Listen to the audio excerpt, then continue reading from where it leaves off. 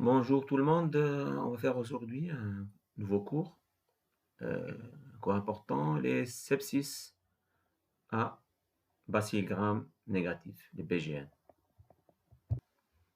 Les objectifs pédagogiques de ce cours, c'est surtout connaître les nouvelles définitions d'une bactériémie, sepsis, le choc septique, connaître et savoir dépister rapidement un sepsis, un choc septique en utilisant les nouveaux scores, le score, le Quick SOFA et le score SOFA, savoir initier une thérapie urgente en phase d'un sepsis, un choc septique, et connaître les principes d'antibiothérapie au cours d'un sepsis à BGN.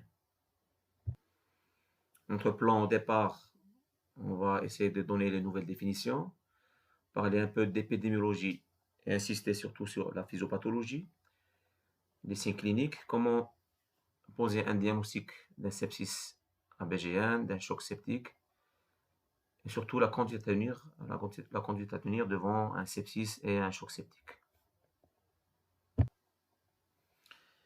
Les bacilles gram négatifs, les BGN, occupent une place très importante en pathologie infectieuse.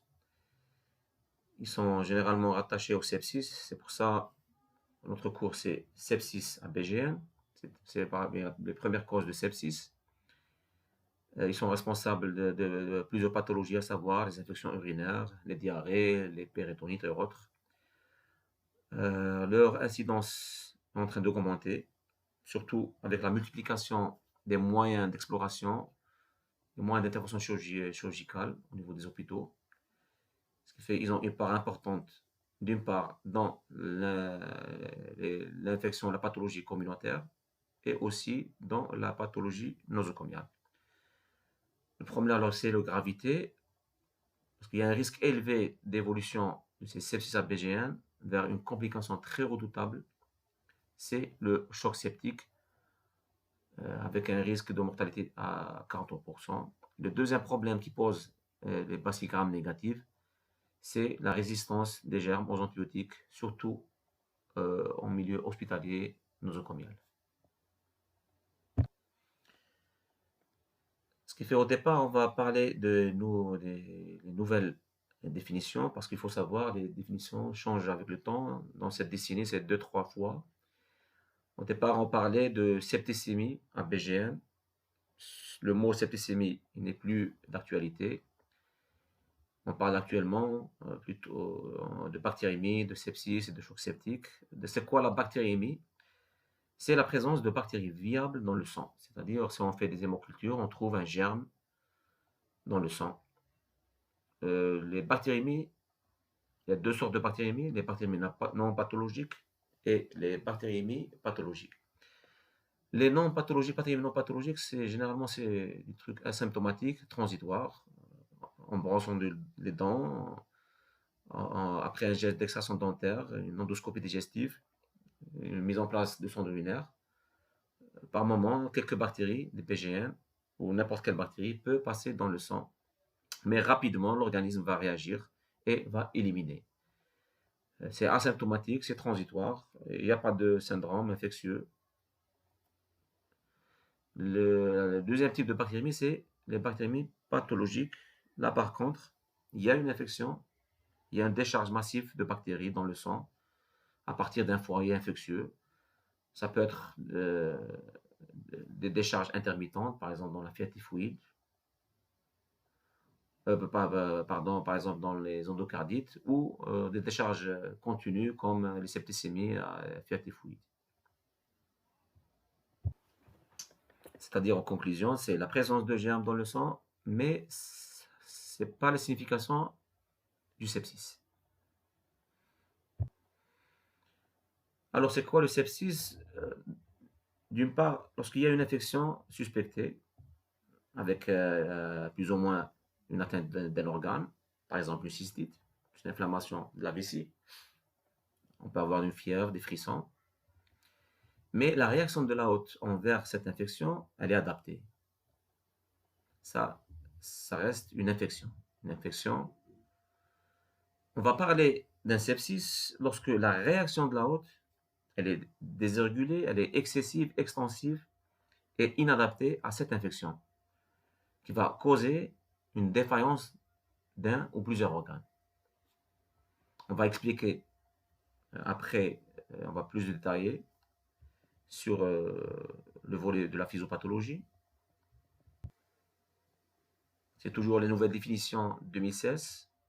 Sepsis, c'est un dysfonctionnement d'organes secondaire à une réponse inappropriée de l'hôte envers une infection. Ce n'est plus l'ancienne définition de septicémie ou SRIS. Ils ont été, à partir de 2016, remplacés par la nouvelle définition. C'est-à-dire il y a un foyer infectieux, mais il y a des organes qui vont souffrir. Et cette réponse inappropriée de l'organisme qui va donner la définition, on va toujours la détailler après sur la physiopathologie et sur le diagnostic. Donc la définition du choc septique, c'est une forme plus grave de cette réponse immunitaire. Le pronostic vital, généralement, il est engagé avec mortalité plus de 40%. Il s'agit d'une urgence thérapeutique. Comment on définit un choc septique? C'est la présence d'un sepsis avec un besoin de donner des drogues vasopressives pour maintenir une pression artérielle moyenne supérieure à 65 mmHg, ou bien des lactates supérieurs à 2 mmol. Si on conclut, c'est quelqu'un qui fait une hypotension, un état de choc. On doit le remplir, mais malgré un remplissage adéquat, la tension, pression artérielle moyenne ne s'élève pas et on est obligé de donner des drogues vasopressives pour élever cette tension. Ça donne la définition d'un choc septique. On va revenir après sur ces deux définitions avec plus de détails. Alors, c'est quoi ces germes oncoses et les BGN? Les BGN, généralement, c'est des bactéries qui sont présentes naturellement dans la flore intestinale normale de l'être humain. Et elles peuvent être d'origine un réservoir animal ou elles peuvent être présentes dans un environnement. Les principaux germes appartiennent à la famille des entérobactéries. À la tête, l'Escherichia coli, très fréquente, responsable de beaucoup d'infections, surtout infections urinaires, rapports urinaires, digestives. Le Klebsiella, avec des portes urinaires, toujours urinaires, digestives, parfois pulmonaires. Les entérobactéries, c'est plutôt des portes d'entrée pulmonaires d'origine nosocomiale. Serratia, Proteus serratia, c'est des bactéries qui vivent dans l'environnement hospitalier. Autre famille, c'est le Pseudomonas aeruginosa. C'est une bactérie qu'on va trouver dans l'environnement hospitalier, qui se développe dans le sol, le milieu humide, l'environnement, les robinets, les tuyauteries, et les actinobactères, toujours dans l'environnement hospitalier. Ces germes, surtout les germes du milieu hospitalier, c'est des germes généralement très résistants. Ils ont développé une résistance aux antibiotiques et qui posent un problème sérieux dans leur prise en charge. Alors, comment l'être humain ou la personne va être contaminée par ces BGN? Les portes d'entrée, la principale cause des sepsis à BGN, c'est l'infection urinaire. Et on a vu que l'Escherichia coli joue un rôle important. Déjà, à elle seule, elle est responsable de 80% des infections urinaires. Dans un milieu communautaire, c'est-à-dire en dehors de l'hôpital, c'est plutôt des cystites qui peuvent évoluer vers des pyélonéphrite. Dans le milieu hospitalier, c'est plutôt les interventions urologiques, chirurgicales et manœuvres au centre urinaire. On peut être contaminé par des BGN et surtout des BGN intra-hospitaliers. Les portes d'entrée digestives, dans le milieu communautaire, ça peut être un ulcère perforé, une appendicite, un cancer, une rectocolite, sigmoïdite, diverticulite. Et dans le milieu hospitalier, ça peut être un geste opératoire qui peut être une porte d'entrée pour des BGN hospitaliers. Dans la porte d'entrée peut être biliaire, des cholécystites, des angiocolites avec des obstructions biliaires calculeuses ou cancéreuses. Pour les sujets des cirrhoses au niveau du foie, il y a un shunt qui va permettre le passage des BGN qui sont présents dans le tube digestif vers la circulation. Des portes d'entrée gynécologiques, comme ça peut être des avortements provoqués, des interventions, des fausses couches, des infections de voie génitale, qui peut être une porte d'entrée pour ces BGN. Il n'est pas rare de trouver des portes d'entrée cutanées, surtout s'il y a abrasion de la barrière cutanée, c'est-à-dire des escarres, des brûlures, des ulcères de jambes chroniques. Ça peut être une porte d'entrée, surtout en milieu hospitalier. Pulmonaire, pour les klebsiella pulmonaire, ça peut être une porte d'entrée, mais surtout au niveau intra-hospitalier, les intubations, les aspirations, peut être une porte d'entrée pour les BGN. Les portes d'entrée nosocomiales, pour les malades hospitalisés, toutes les voies sont possibles pour avoir une infection à BGN, que ce soit des cathéters, des sondes vésicales, des trachéotomies, des sondes d'intubation. Donc, pour les sepsis communautaires, en résumant, c'est plutôt les portes d'entrée urinaires et digestifs, principalement c'est E. coli. Et pour les sepsis nosocomiales, ça concerne surtout certains services à haut risque, services de réanimation, d'oncologie, hématologie, de chirurgie, où il y a une présence pratiquement quasi quotidienne de germes intra-hospitaliers multirésistants, ce qu'on appelle les superbactéries, avec des BLSE sécrétaires qui sécrètent des bêta-lactamases. On a le coli, le pseudomonas et la cyanobactère, qui va compliquer encore plus la prise en charge à cause de ce problème de résistance d'antibiotiques.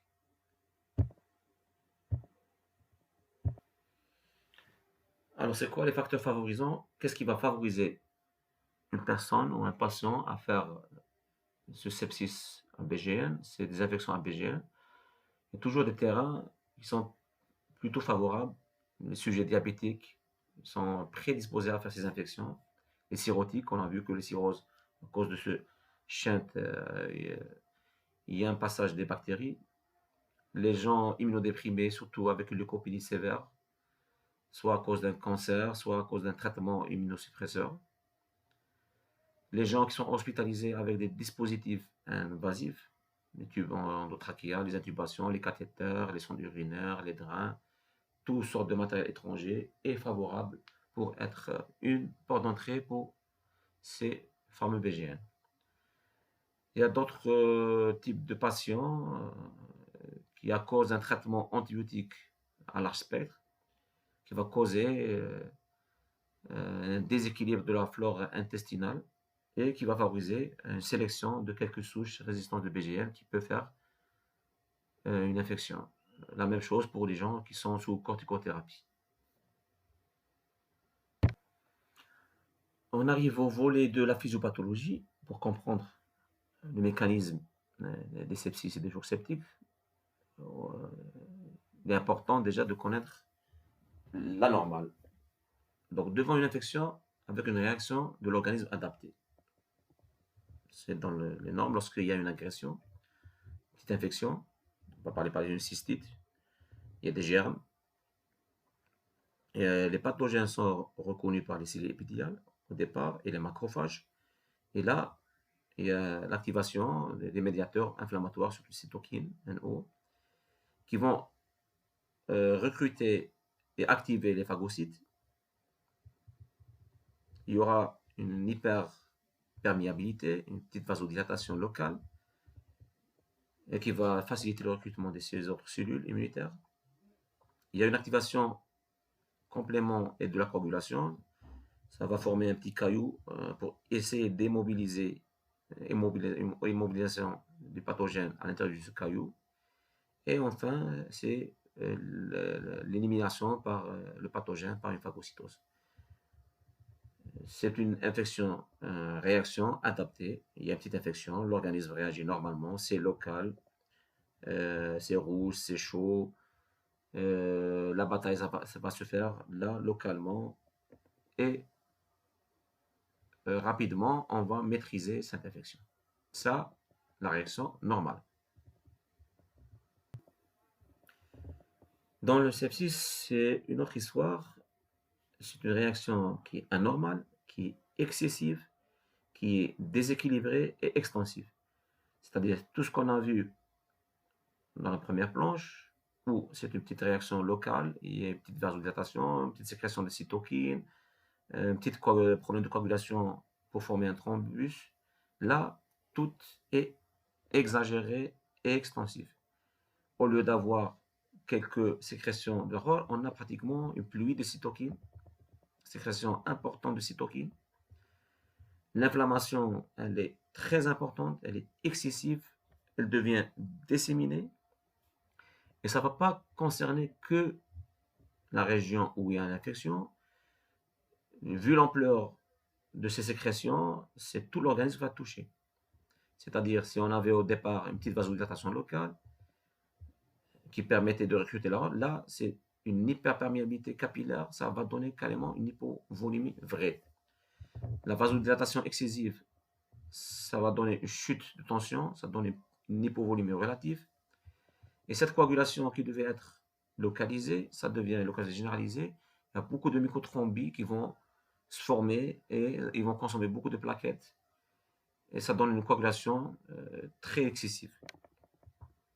C'est quoi le résultat de cette réaction inappropriée, anormale? Il y aura des troubles de microcirculation diffuse et les cellules vont souffrir avec une diminution de l'apport d'oxygène. Pourquoi on a cette réaction excessive? Pourquoi on n'a pas une réaction normale? Ça peut être expliqué par des souches. Des fois, des souches sont très virulentes et elles peuvent causer cette réaction incontrôlable. Des fois, c'est le site. L'inoculum est important. Par exemple, les péritonites, c'est une urgence. Les péritonite, c'est tout l'abdomen, tout le mésentère qui est infecté, plein de pus. Là, la réaction est très très exagérée, rapidement, ça se développe vers un sepsis et un choc septique. Des fois, c'est problème génétique. La polyphénie génétique, c'est plutôt la hôte qui est prédisposée à faire ce problème. Des fois, la cause de cette réaction, c'est la pathologie sous-jacente. On a vu que les immunodéprimés, les diabétiques, ils peuvent réagir autrement qu'un être immunocompétent. Et surtout les immunodépresseurs qui veulent favoriser cette réaction. Donc, si je résume la situation, c'est si je fais donner un exemple pour mieux éclaircir ce phénomène. Et pour rapprocher, je vais citer un autre exemple qui n'est pas pareil, mais c'est plus pour mieux comprendre le phénomène. C'est comme quelqu'un normal qui va être piqué par une abeille. C'est le venin de l'abeille. On a localement seulement on a une petite réaction rougeâtre avec une petite douleur. Mais d'autres personnes ne vont pas réagir de la même façon. D'autres personnes, ils peuvent faire une réaction exagérée, inappropriée à cette piqûre, qui peut aller jusqu'à le choc anaphylactique, un œdème de Quincke et même vers le décès. C'est la même chose pour le sepsis. C'est en temps normal, on doit réagir d'une façon normale, mais dans le sepsis, il y a une réaction importante, inappropriée, qui peut aller jusqu'à des formes graves dans le sepsis. La même chose pour l'inoculum, c'est la même personne qui a été piquée par une abeille, elle va faire là, mais si c'est la même personne est piquée par une centaine d'abeilles, elle va faire probablement un état de choc. C'est l'inoculum qui joue aussi un rôle s'il n'y a pas d'autres facteurs. Donc, les conséquences de cette réponse déséquilibrée excessive, il y a le pathogène, un foyer infectieux, atteint d'un organe, il y a la sécrétion des médiateurs, les cytokines inflammatoires, médiateurs inflammatoires, il y a une fuite capillaire, une vasodilatation excessive, et qui va toucher, ça donner une hypovolémie et une hypoperfusion des tissus. La coagulation, il y a une formation de plusieurs microthrombes. Cette situation va donner automatiquement être responsable d'une diminution d'un apport de l'oxygène.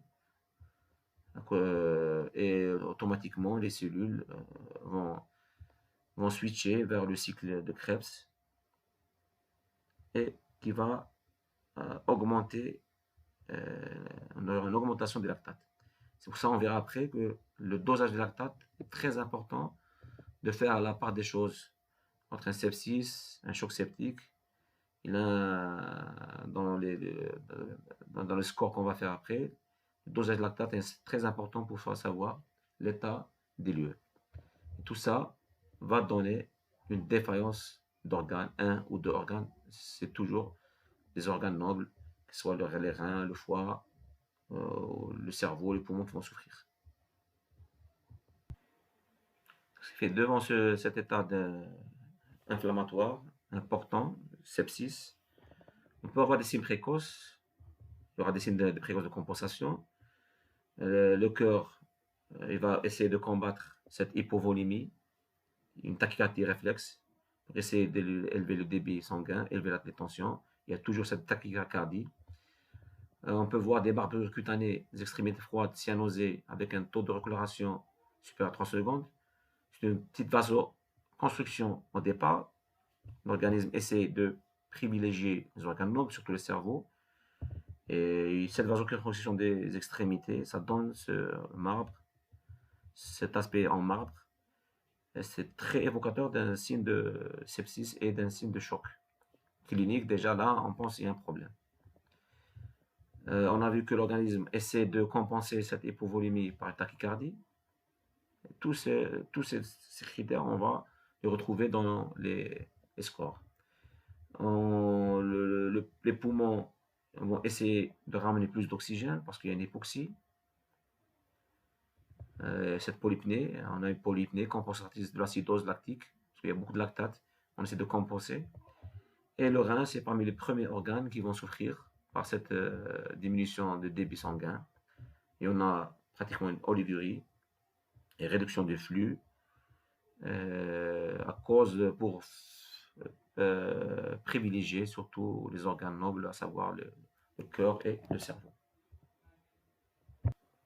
On passe maintenant à la clinique, puisque notre cours c'est les sepsis à basique gram négatif PGN. Il faut savoir que en matière de clinique, il y a un polymorphisme des signes cliniques.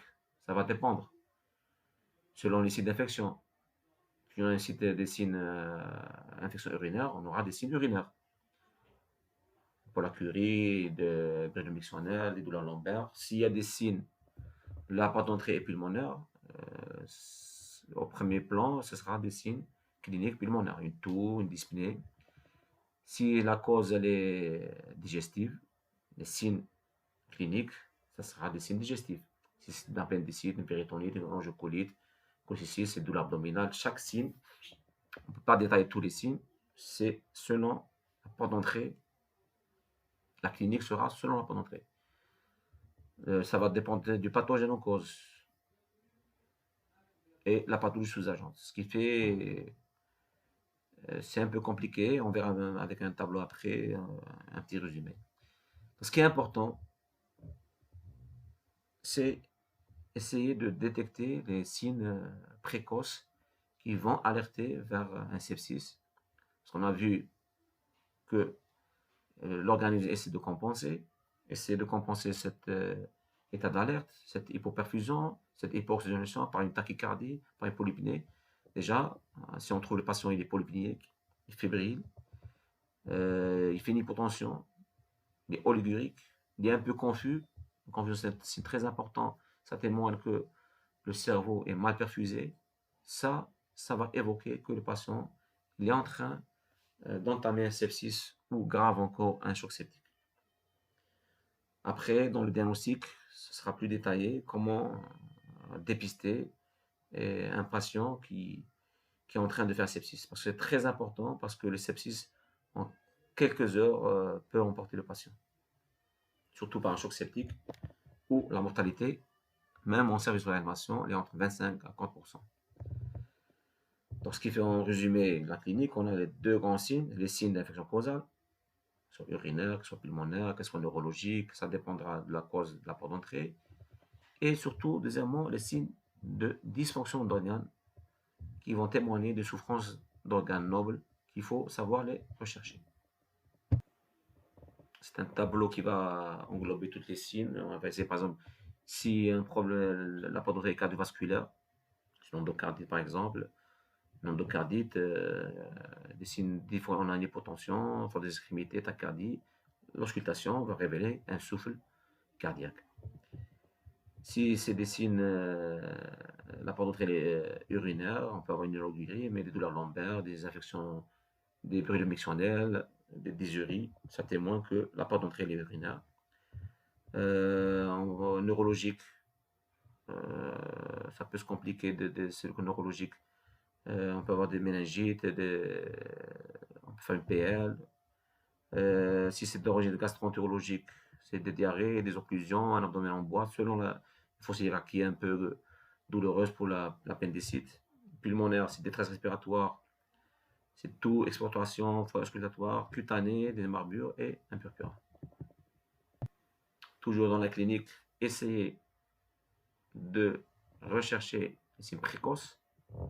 Surtout, on a vu, c'est les marbrures qui témoignent qu'il y a un problème d'hypotension et l'organisme est en train de lutter et fait une petite vasoconstriction au départ pour préserver le cerveau, des signes de vasoconstriction cutanée, les genoux, les coudes.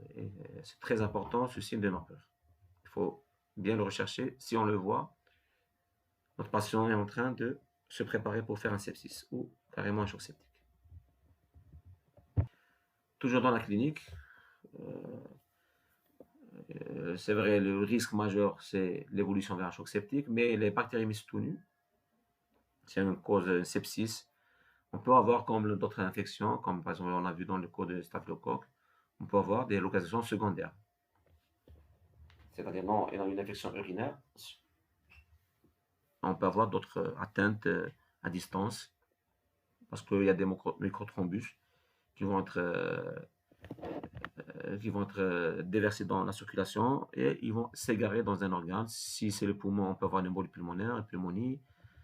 Dans le cœur, cette bactérémie, s'il y a un cœur qui est sain ou lésé, ils peuvent se greffer et donner des endocardites. Pour le foie, ça peut se compliquer d'abcès cérébral, d'angiocolite.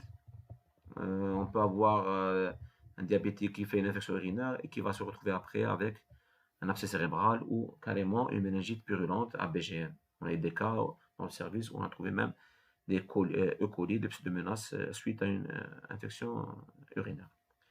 Ça peut se localiser dans l'os articulaire, ça peut donner des spondylolysis à BG1, des arthrites. Au niveau du cutané, c'est une particularité de sepsis à pseudomonas, l'ectéma gangréneux. On peut avoir des atteintes génitales, une prostatite et épidémite.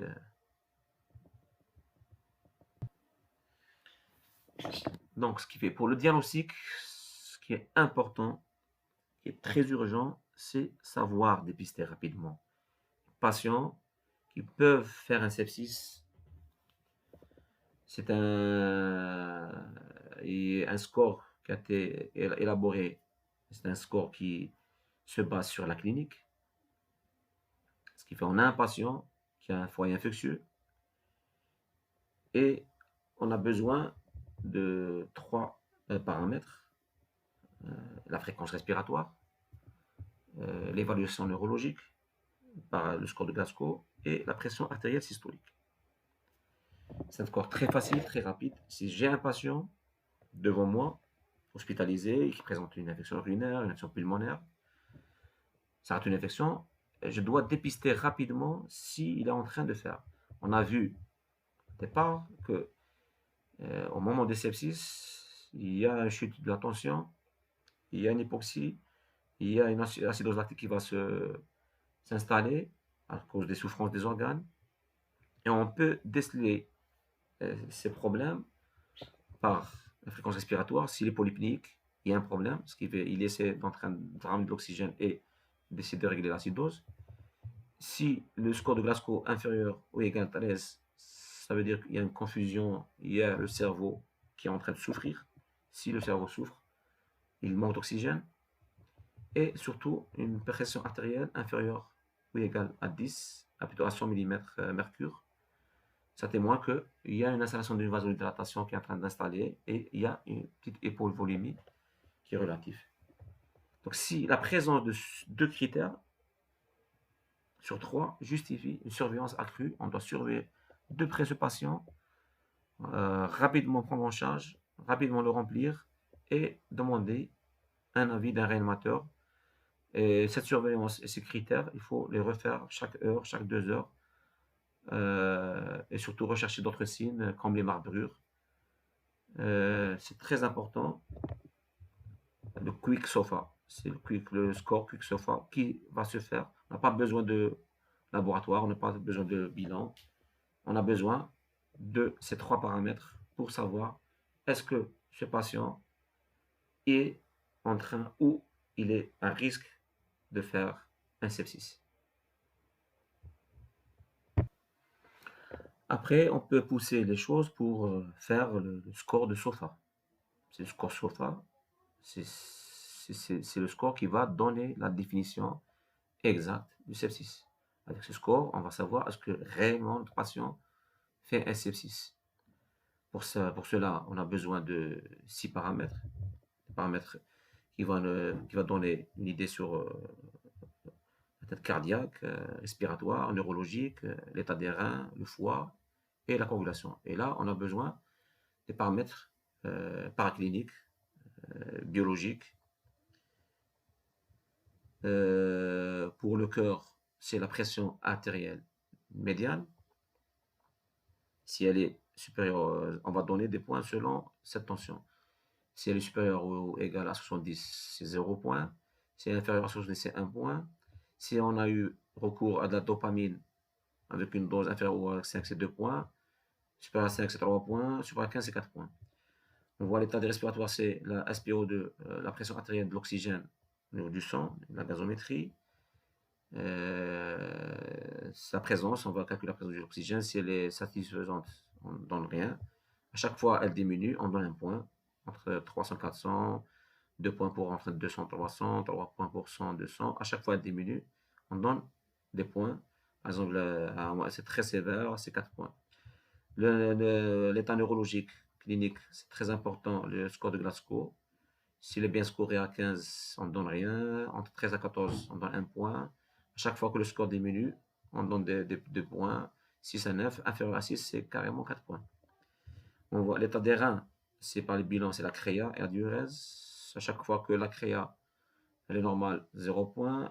La créa elle s'élève, on donne 2, 3 jusqu'à donner 4 points pour une créa supérieure à 440. La même chose pour la diurèse. L'état du foie, on peut le calculer par avoir l'état de quoi, c'est la bilirubine qui va nous indiquer. Une bilirubine inférieure à 20, on ne donne rien. Selon le taux, on va donner des points. Et la coagulation, c'est les plaquettes. Les plaquettes supérieures à 150, 0 points. Et des plaquettes thrombopénie sévère, c'est 4 points. Ce qui fait, c'est des cliniques, l'état neurologique, c'est clinique, et paraclinique. C'est ces 6 paramètres avec ce tableau qui vont, on peut faire ce score de SOFA qui se fait au lieu dans un service. Si le score SOFA est supérieur à 2 points, si on a supérieur à 2, par exemple, si notre patient a des plaquettes à 50 000, déjà, il a 2 points. Si notre patient, par exemple, il a des plaquettes à 150 et neurologiquement, il score à 10, il a 2 points. Ce qui fait supérieur ou égal à 2 points, c'est lié à une infection, ce qui fait tout ce score, bien sûr. On est devant un patient qui fait une infection. Il ne faut pas mélanger avec une autre cause métabolique ou autre. Hein. On est devant un patient dans l'état de sepsis. Et ce score, il est valable pour toutes les infections, qu'elles soient à BGN. On a choisi les BGN parce que les BGN, c'est la première cause des sepsis, des chocs septiques. Mais c'est applicable pour toutes les bactéries à streptocoque, à staph, aux anaérobies et même aux fongiques et candidiques.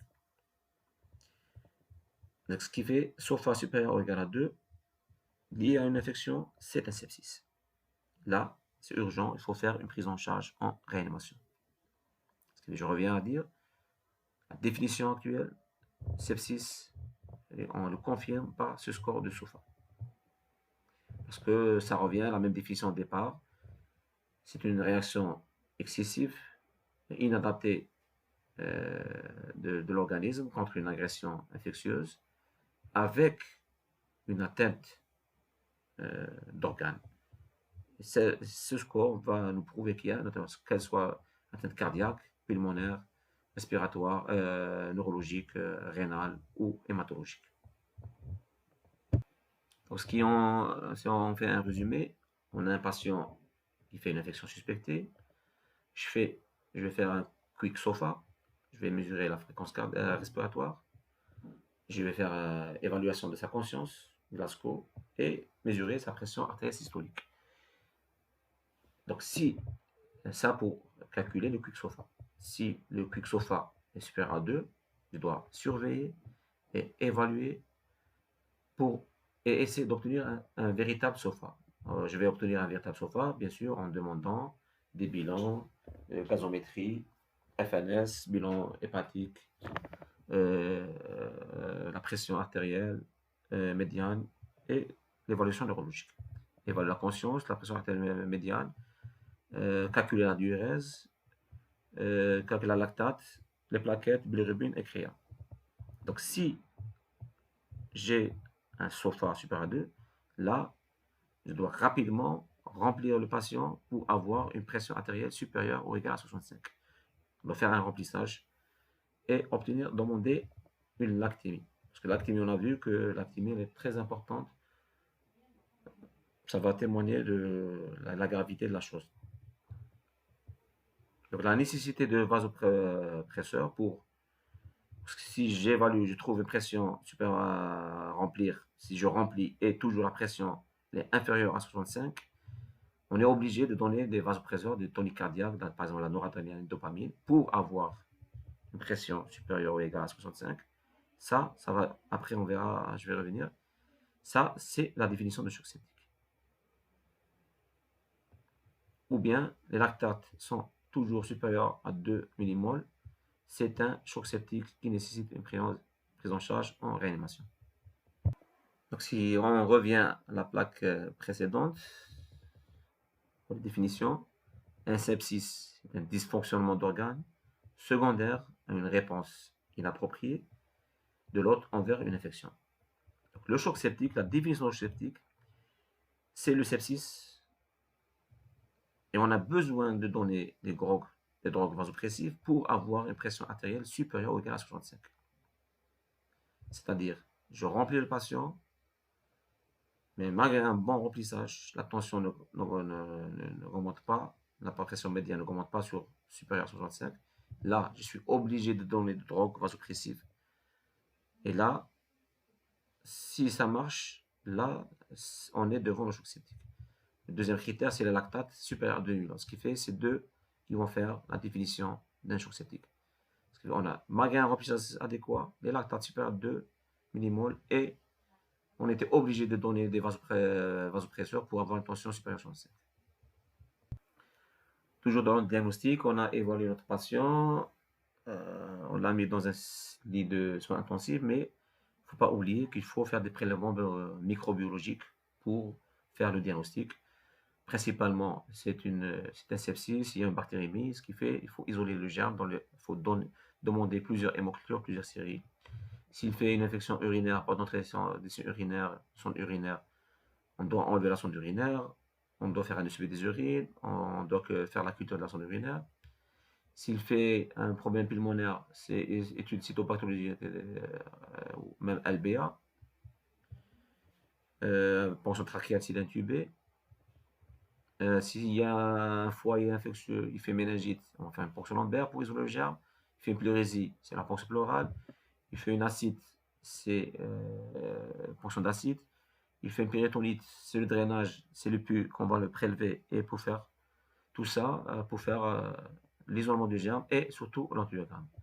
On peut avoir recours à l'imagerie selon la porte d'entrée. Bien sûr, s'il y a des signes pulmonaires, c'est la radiologie thoracique. Une écho-abdominopelvienne, ça va nous aider pour faire des diagnostics d'une angiocolite, d'une cholécystite, d'une appendicite. C'est bon, on a fait le diagnostic. Notre patient qui présente une infection, il est en état de sepsis. C'est une extrême urgence. Le patient, il est en hypotension. Ce qui fait l'urgence principale, l'urgence médicale, c'est remplir rapidement notre patient. On donne des expansions volumiques 30 cc par kilo de cristalloïdes dans les 3 premières heures. Et on poursuit le remplissage et on surveille les facteurs hémodynamiques et la tension qui doit s'améliorer. On doit mettre notre patient sous monitorage, surveillance clinique, force cardiaque, la pression artérielle médiane, la diurèse. On doit surveiller les marbures qui doivent disparaître, la fréquence respiratoire, scoper les patients. Notre cible de ce remplissage, c'est avoir une pression artérielle moyenne supérieure à 65. Donc, si on peut atteindre cet objectif, c'est bon, on est en sepsis, on n'est pas dans la définition de choc septique, parce qu'on n'a pas eu recours aux drogues. Et malheureusement, en cas d'échec, si on a fait un très bon remplissage, et malgré ça, la tension n'est pas augmentée, la pression artérielle médiane n'est pas augmentée supérieure à 65 mmHg, là, on est obligé d'introduire, c'est après l'échec de remplissage, la première heure, des drogues qui vont aider le cœur, qui vont relancer le cœur, c'est les drogues vasopressives. On peut donner le traitement de choix, c'est la noradrénaline en première attention, 0,5 à 1 mg par heure IV, sinon la dopamine. Et là, normalement, ça devrait marcher et les tensions vont augmenter. C'est des trucs qui sont pris en charge des malades lourds, qui sont pris en charge en réanimation, avec un taux de mortalité quand même, il est entre 25 à 40%. On a vu que l'organisme souffre, le cerveau souffre, les reins souffrent à cause de manque d'oxygène. L'oxygénothérapie est très importante, administrée par masque ou lunette nasale. Dans les formes sévères, on est obligé même intuber et ventiler mécaniquement les patients. En même temps, avec le remplissage, c'est une urgence thérapeutique. Il faut toujours traiter l'étiologie. La cause de cette sepsis ou de choc septique, c'est une infection bactérienne, et dans notre cas, c'est les BGN. Dans l'heure du choc septique ou du sepsis, il faut rapidement, on essaie de faire le prélèvement rapidement, les hémocultures, les CSPU, et on donne un traitement probabiliste qui va cibler la majorité des bactéries. Il doit être efficace à large spectre. Donc l'association probabiliste qu'on peut donner initialement, c'est les céphalosporines 3e génération, le céfotaxime ou la ceftriaxone, la rocifioclaforan, associé à un aminoside qui soit gentamicine ou amikacine pour avoir un effet synergique et essayer rapidement de détruire ces bactéries. Alors, une fois on détruit les bactéries, on va diminuer la réaction inflammatoire. On peut escalader après en monothérapie. Dès qu'on a l'antibiogramme, on peut changer de traitement. Soit c'est un germe très sensible, on peut descendre vers des antibiotiques moins larges. Si il s'avère que c'est un germe multirésistant, on donne des traitements adaptés. La durée de traitement, c'est 7 à 10 jours, sauf que le patient ne répond pas, il est lent à répondre au traitement, ou bien le foie est très important, non drainable, il y a une collection abcée qu'on ne peut pas drainer, ou bien un patient immunodéprimé, on peut prolonger jusqu'à même 2 semaines. C'est un tableau qui va nous guider selon la porte d'entrée. S'il y a un foyer digestif biliaire, on peut donner la céfotaxime ou cette réaction C3G. On peut associer des fois des flagyles, parce que généralement il y a une participation des anaérobies. Pour les infections urinaires, C3G plus ou moins amyloside. En cas d'allergie, on peut donner le fluoroquinolone, c'est allergie. Pour les pneumopathie, toujours c'est C3G, mais on peut associer des fois des macrolides si on n'est pas sûr. Tout ça, c'est des traitements probabilistes. Pour les foyers communautaires, c'est toujours C3G plus amyloside, mais pour les patients hospitalisés dans un service, il est préférable de donner des antibiotiques spécifiques pour certains germes de menace, à savoir le cefepime, ceftazidime, imipenem, amikacine. Toujours dans le traitement étiologique, il ne faut pas oublier, c'est très urgent, c'est important, d'ablation les cathéters. Parce que les ports d'entrée, s'ils sont toujours là, le choc septique, le sepsis ne va pas partir parce que les bactéries adhèrent au matériel étranger et ils sont entourés d'un film, biofilm, et l'antibiotique ne peut pas les atteindre. Ce qui fait ablation des cathéters, descente des tissus infectés, même pour les tissus morts, drainage des abcès, péritonite, il faut opérer. Ça ne sert à rien de traiter et remplir si on a péritonite. Il faut un geste médico-chirurgical. Ça peut devenir par moment des urgences médico-chirurgicales. Drainage des abcès, des collections, les fasciites, les dermo-hypodermides, nécrosotes, toujours parage. Des fois, ça peut aller même de l'amputation en cas de gangrène. Les rétentions, il faut, qu'il y ait une rétention urine infectée, il faut drainer, il faut enlever tous les matériels étrangers. D'autres mesures, selon les études, selon les écoles, certains auteurs préconisent une corticoïde et de l'insuline parce qu'ils ont remarqué que dans les états sévères de sepsis, de choc septique, il y a une hyperglycémie, il y a un diabète qui s'installe, qui est déclenché, qu'il faut mieux le traiter par une insulinthérapie. Donc, en conclusion, le sepsis, le choc septique, ABGN, c'est des syndromes cliniques qui sont graves, qui sont responsables d'un dysfonctionnement d'organes, peut être potentiellement mortel par un dérèglement de la réponse à l'infection. C'est pour ça qu'il est très important de la reconnaissance précoce en utilisant ces scores QuickSOFA et SOFA, savoir les patients qui sont en train de faire un sepsis ou un choc septique. La prise en charge doit être très précoce, rapide. L'antibiotique dans l'heure et contrôler la source précocement la source de l'infection et rapidement toujours avertir le réanimateur en cas de suspicion de sepsis ou en cas de choc septique. Voici quelques références et je vous remercie pour votre attention et bon courage.